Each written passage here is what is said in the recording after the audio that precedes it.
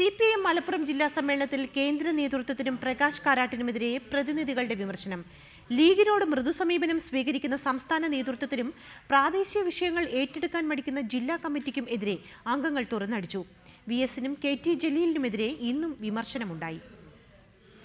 കേരളം, പശ്ചിമ ബംഗാൾ സംസ്ഥാനങ്ങളിലെ പാർട്ടി ഘടകങ്ങൾ ഗുണകരമല്ലാത്ത തീരുമാനങ്ങൾ എടുത്താലും നോക്കുകുത്തിയായി നിൽക്കുകയാണ് കേന്ദ്ര നേതൃത്വം.